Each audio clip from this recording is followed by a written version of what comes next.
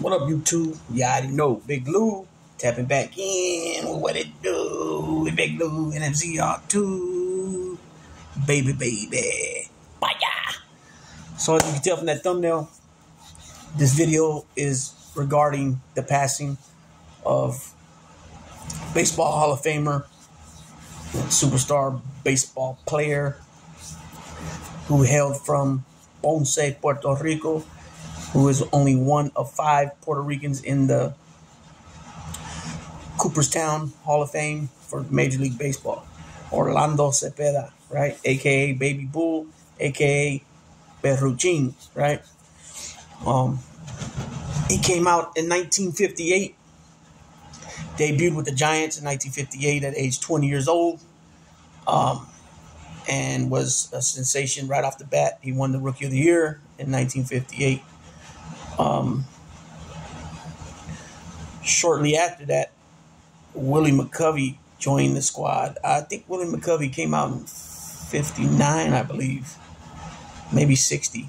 Maybe 59 or 60, I believe. And they both were first basemen, so it was a task for the Giants organization to keep them both on the team. What they try to do is they try to play one at first base and the other one in left field, and they would rotate either one of them. And one would be on first base playing first, one would be playing left field. Willie McCovey was a big man, though. He was a 6'6", 6'7" dude, so he's more of the ideal first baseman. And he was left-handed, right? Being left-handed, your gloves on your left hand. Your gloves on your right hand. You throw with your left hand, so you're able to reach for those balls that are hit more towards second base, between second and first. And the right-handers would be better for, to defend the ball that are hit more towards the line. You know what I'm saying? Otherwise, you have to cross your body with your glove in order to get the ball. What I didn't mention was that 1958 was the first year the Giants were in San Francisco. So Orlando didn't get a chance to play for the New York Giants in the Polo Grounds, such as Willie Mays and Monte Irvin and them, Bobby Thompson. So eventually the Giants moved on from Orlando Cepeda, and he went to the Cardinals, where he was a National League MVP, and he also was part of the World Series team, St. Louis Cardinals in 1967. He's played for many teams over the years, like 6 teams, but 3 of those 6 teams he only played one season. That was the A's and the Royals and one other team. I'll let you know in a minute when I look. But majority of his career, he was with the Giants, like 6 or 8 years. And then he was with the Cardinals for like 4 or 5 years. And then I think the Braves, he played with the Braves next for 3 years, and then the rest of them were just one here, one there, one in Oakland, one in one in Kansas City, and later on in his life, Orlando Cepeda should have been the first. Well, besides Roberto Clemente, he should have been the second Puerto Rican in the Hall of Fame. I think he might have still been the second Puerto Rican in the Hall of Fame, because other than Roberto Clemente and Orlando Cepeda, you have Roberto Alomar, you got Ivan Rodriguez, Pudge, and then you got Edgar Martinez, who was Puerto Rican but grew up in New York, and I think I'm missing one more, because I don't know if they consider Edgar Martinez Puerto Rican, even though he's Puerto Rican, but he's born in the mainland. He's born in New York. That's what I mean by that. So anyways, what happened with Orlando Cepeda was, after he retired from baseball, he was involved, they say, allegedly involved with smuggling with weed. He brought some weed from Colombia to Puerto Rico, got busted. He did about almost a year in jail. I'm pretty sure that was federal. So he spent 10 months in jail, a federal pen, and then he was, obviously on federal. I don't know if at that time it was still considered federal parole or if it was federal probation by the time he got out, because they changed the laws, and like with so many different states, the feds changed the laws where it used to be federal parole when you got out, and that's when you used to see guys get like a 50-year sentence such as Sonny Francis, and he only did originally like 8.5, 9 years on the 50-year sentence. But then he kept returning back on violations where it added up. By the time he was done with that case, it added up to 30 plus years he did on the 50.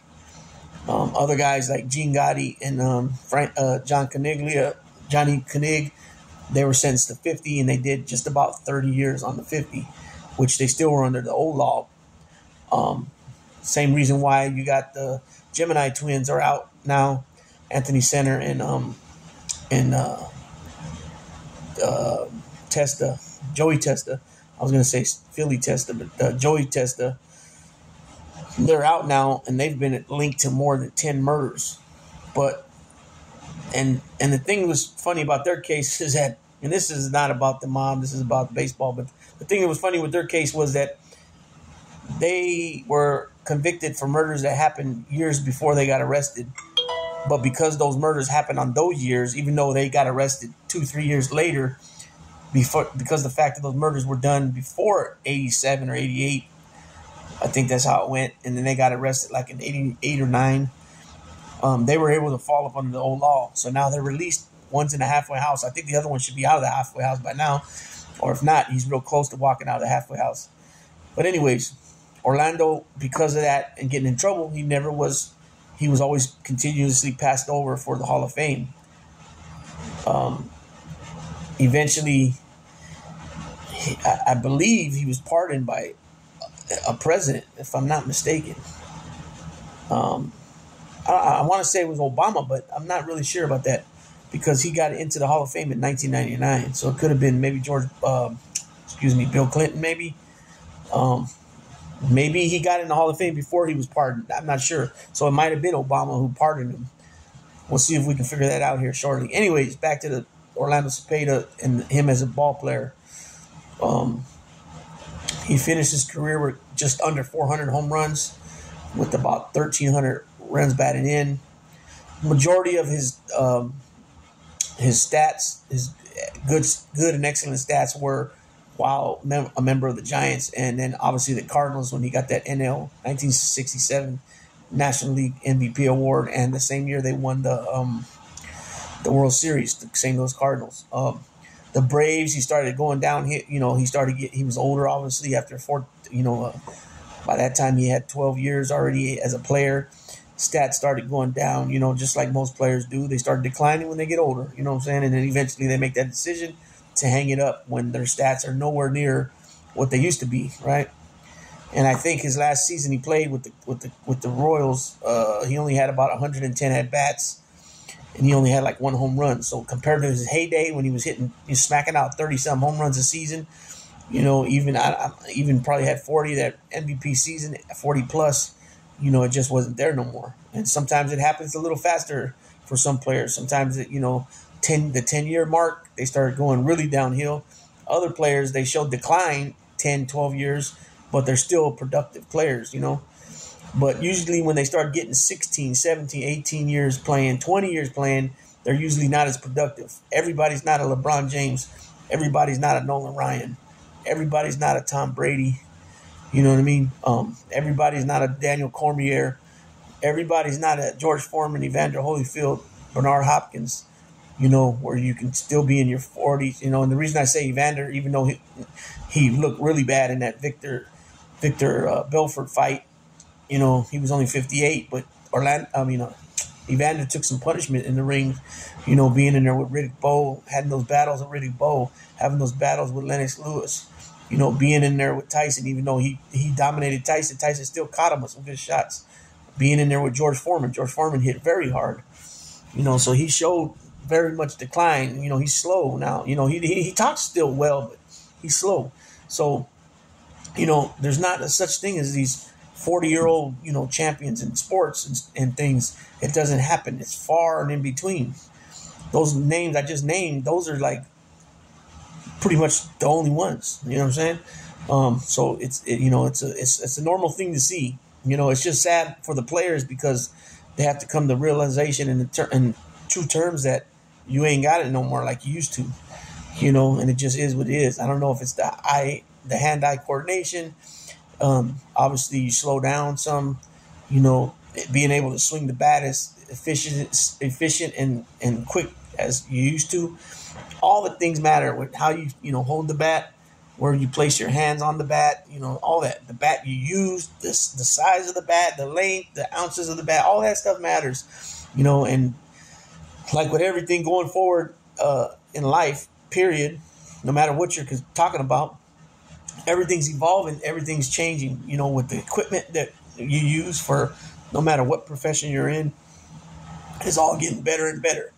And so even when it comes to the training, working out, they got so many different apparatuses and things in that nature that are off the chain, just with the quality of technology nowadays. So I think, in my opinion, Orlando Cepeda started slowing down a lot quicker than normal players.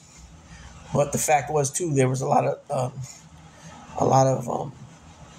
young talent coming into the league too, and I think that probably had something to do with it. And then too, I don't know, what was he doing in his off time? What was he doing during the season? Was he doing things that could, help him to become less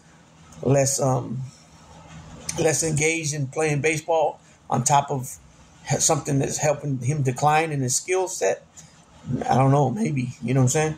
But nonetheless, with what the scenarios might have been and maybe have been hypotheticals, Orlando Cepeda definitely deserved to be in the Hall of Fame. This is a guy that was on. He was a star player that at times became a superstar. But he also was on the team with the likes of Willie Mays and Willie McCovey. You're talking about two of the all-time great power hitters. Willie Mays finished with 660, and Willie McCovey finished with 521 home runs, tied up with Ted Williams. I think there's somebody else that tied him up too. That's more newer of a player. I believe so. I can't think who it is right now. But anyways, there was all the Lou brothers was on the Giants. So the Giant teams were stacked at different times. The Cardinals.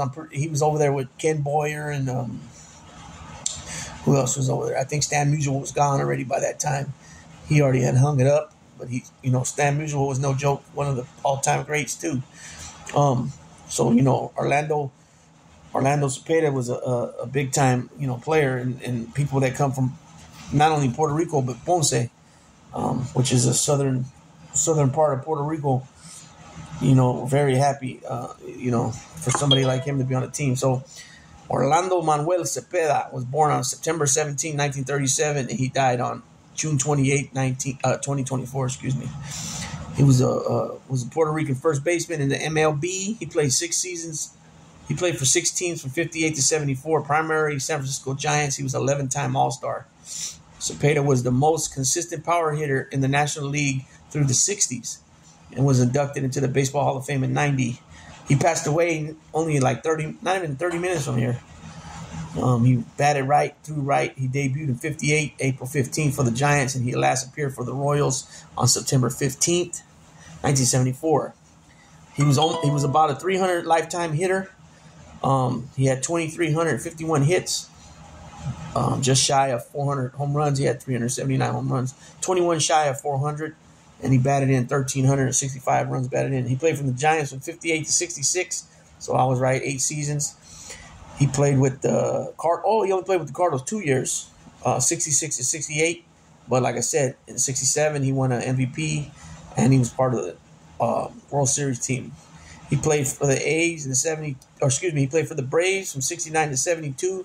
He played for the A's in 72. He got traded, most likely traded. The Red Sox in 73, and the Royals in 74. Like I mentioned, he was 11-time All-Star from 1959 to 1964.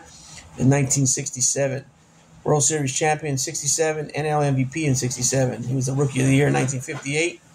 He led the National League in home runs since 1961, and he's a two-time RBI leader, 61 and 67. His number 30 is retired by the Giants, and he's part of the Giants Walk of Fame. So he was elected through the method of the Veterans Committee in 1999. Let's see, I want to find out why So, like I said, Cepeda struggled in his personal life after the end of his baseball career. After a 1975 arrest for transporting marijuana from Colombia to Puerto Rico, he served 10 months in prison and saw his reputation ruined on his home island. Following changes in his personal life, however, he repaired his image after being contracted by the Giants in '87 to work as a scout and an ambassador, a goodwill ambassador, and that was the beginning of decades of humanitarian work. That's the part I didn't. I was going to say that I didn't mention that about the humanitarian work. So let's see. I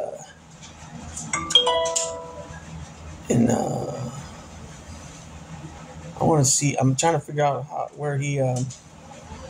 Yeah, he was in a halfway house in Pennsylvania in Philly after he was released. So after he completed that program, Cepeda coached a LBPPR team in Bayamon, Puerto Rico, and was later hired as a scout by the White Sox. In '81, the team assigned him to work as a roving instructor with one of their minor league clubs in Lynn, Massachusetts. General manager Roland Hammond released him later that year, and he briefly worked as a Crabbers coach. Returned to the Giants in the community work. So in '87, like I mentioned, Shapiro asked him to substitute for McCovey in a fantasy baseball camp in Frisco. Although reluctant at first, he accepted. There he met and befriended publisher Lawrence Hyman, who introduced Cepeda to the Giants staff members and encouraged him to write to general manager Al Rosen. After initially receiving no response, eventually Patrick J. Gallagher called to tell Cepeda that Rosen wanted to hire him as a scout. Cepeda worked in the Dominican Republic, Mexico, and other Latin American countries during his first year, after which the Giants placed him on full-time payroll. So imagine that. And he probably was making way more money than he was making as a player by that time. Cepeda later worked as a goodwill ambassador for the Giants, attending activities in schools, hospitals, and community centers. And he represented the Giants in programs aimed at Latin American communities.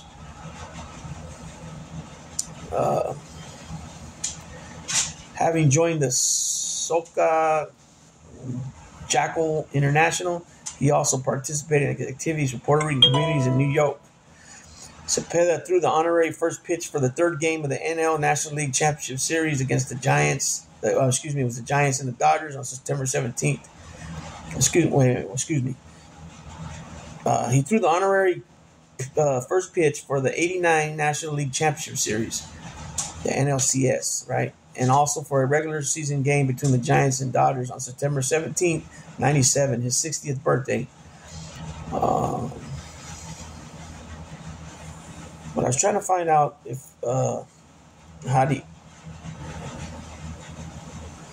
Okay, here we go. In 1999, he was elected by the Hall of Fame's Veterans Committee, joining Roberto Clemente as the only other Puerto Ricans in Cooperstown. They have since then been joined by Roberto Alomar, Ivan Rodriguez, and Edgar Martinez. So that was correct about that. Cepeda belongs to 14 halls of fame, the most by any Puerto Rican athlete. The Bay Area Sports Hall of Fame, 1990. Puerto Rico Baseball Hall of Fame, 1991. Laredo Latin American International Sports Hall of Fame, 1995. Santurce Hall of Fame, 1997. Puerto Rico Sports Hall of Fame, 1993. Baseball Hall of Fame, Cooperstown, 99. Missouri Sports Hall of Fame, 2000. Guayama Hall of Fame, 2000. Ponce Hall of Fame, 2001. Cataño Hall of Fame, 2002. Hispanic Heritage Baseball Museum Hall of Fame, 2002. African American Ethnic Sports Hall of Fame, 2007. San Francisco Giants Walk of Fame, 2008. And the Latin American Baseball Hall of Fame, 2010. Cepeda was recognized nationally for his humanitarian efforts as ambassador for baseball. He served as honorary spokesman for the Crohn's and Colitis Foundation of America. In 2001, he won the Ernie Banks Positive Image Lifetime Achievement Award. So he's done a lot of things. He was a participant in Athletes Against AIDS. He's also a speaker for the Omega Boys and Girls Club, counseling at-risk children in the San Francisco community. he's done a lot of stuff. He's done a lot of stuff to help the community and stuff. You know what I mean? He was also recognized as Ponce's Parque de los Ponceños y los Treses. That's cool. So yeah, he's been involved with a lot of stuff and humanitarian things and that nature. You know what I'm saying? And it's inevitable. Everybody's getting older and older, and they're passing. He was 86 years old, same age as Jerry West was. Willie Mays was 93. You know what I'm saying? Bill Walton wasn't as old, but unfortunately he had developed cancer. So that's that's just an ugly, deadly disease if you don't catch it in time. I'm pretty sure everybody that's gonna watch this knows somebody that's knows somebody personally, family, friends, or family or friend to somebody that has passed from cancer. Then they got totally all kinds of different cancers. So it is what it is. Let's see. He was held.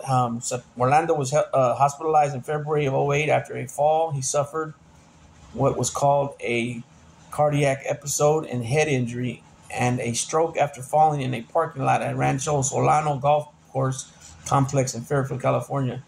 He was hospitalized for several months before being released. So he probably had to, learn how to walk and feed himself, things like that, I imagine. In 2020, Cepeda sued his daughter-in-law, alleging elder financial abuse, fraud, negligence in handling his finances after he granted her power of attorney. In 2018, and an infliction of emotional distress. He also denied suffering from dementia. So this is some of the things he was going through, and unfortunately, a lot of times when people get older, they're in denial about those things, But some things in there, I kind of opened up a little bit more about Orlando Cepeda's life. But, you got Orlando Cepeda, the baseball player, and then you got Orlando Cepeda, the man, the ambassador and all that. And so, sometimes, such as what his incident, his criminal issue, where it tends to,